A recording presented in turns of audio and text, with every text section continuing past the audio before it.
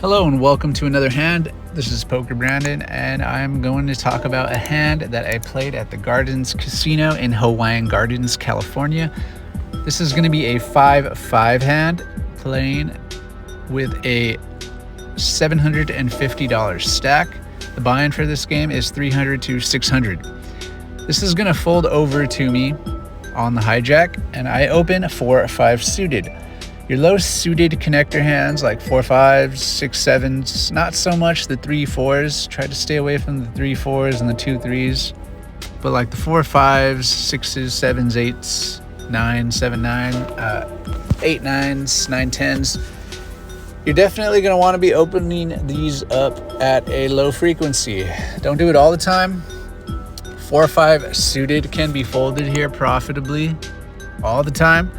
But if you want to have good board coverage and you want your opponents to sort of always be able to put you on a any type of hand, like you want to have good bluff equity, I guess you could say, you want to open up some suited hands. I open a 20. It's going to fold to the small blind who makes the call, try and wreck, and then it's going to fold to the limper, the UTG limper, who does limp raise to 65. I think his sizing is a mistake. These 5-5 guys that limp raise, they usually do so with like aces, kings, queens, but like aces, kings, and queens goes pretty big. They don't go too small like this.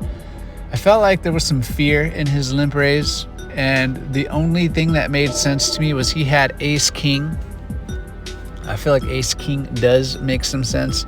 Some of these players, they do limp raise like pocket queens, jacks, 10s, 9s. I've seen it, and ace king, I've seen it as well.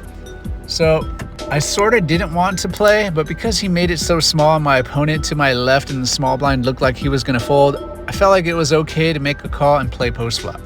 So I make the call. We go to a queen 8-2 flop. My opponent sees the flop and quickly checks. One thing I take from a quick check after a flop like that is it's always like a set of queens, like he flopped a set, like a huge monster hand, or he just totally missed and he wants to see the next card and he's ready to give up. So I felt like he either has like pocket queens, pocket eights right here, or ace king.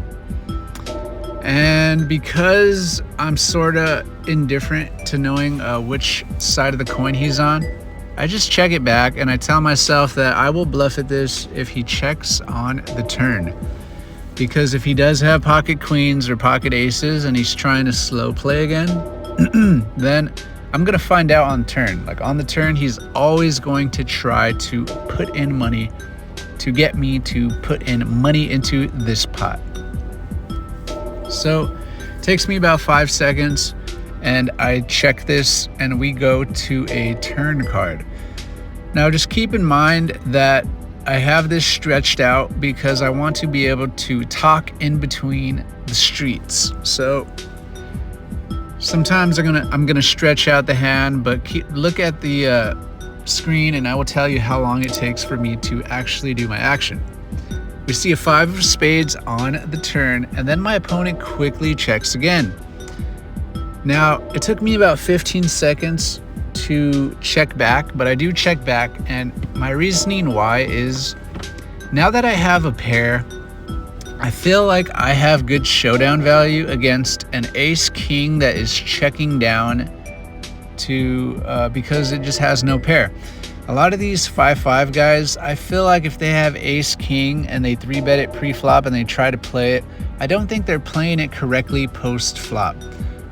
They should be betting it, they should be bluffing, and I don't see that. So I do feel like my opponent does have ace king by this part of the hand. I do not think he's checking a set of queens twice or pocket aces or kings. So I think my hand's good, and now I just want to get to showdown cheaply, so I check it back. So we go to a river card, and the river is a 10 of diamonds. Now when the 10 of diamonds hits, it takes my opponent maybe 5 seconds, and then he counts out $60 and puts it in the middle. Now, I'm a big believer in live table reads, and when my opponent did this, I was watching. I'm always watching my opponent, like either my peripheral vision or I'm just directly looking at him. But I feel like you need to do this. If you're playing live poker, look at your opponent, make reads. Even if your reads are wrong, just look at your opponent when they do things, and your instincts are going to kick in and they're going to judge. And my first instinct was this opponent was scrambling to put in money because he's afraid. So when I saw him do that, I sensed fear. I didn't feel like he's trying to value bet. The only thing that he's trying to value bet here is a super slow played pocket queens or like a set of tens that just hit on the river. So I don't believe my opponent has those hands. So because I don't believe he has those hands, I think he's bluffing. And I just got to try to make sense of why and what hands he'd be bluffing with. And I come to the conclusion that ace king is the hand my opponent is bluffing with. So I go with my read and I make the call. And after I make the call, I'm just always hoping I do not see him turn over like a really quick nutted hand. And he shows ace king, so I was just pinpoint accurate. I felt like my live read was pinpoint accurate. I think my opponent felt like he had ace high and his ace high was no good. Although ace high here a lot of the time has good showdown value. Like I'm going to have a lot of ace jacks that are scared. I'm going to have a lot of ace X that is scared, like ace 3, ace 4. I suppose ace 7, ace 9, which really shouldn't be called for 3 bets, but some players might call with those hands. So he didn't need to bet this. I don't think he should have bet this. I think he value owned himself because I hero called him. So yeah, I'm Pokerbrandon and I am out. But before I go, look at Graveyard. Did I just call him Graveyard? I mean Gravedigger. Do this weird trick with the monster truck. Anyway, I'm out.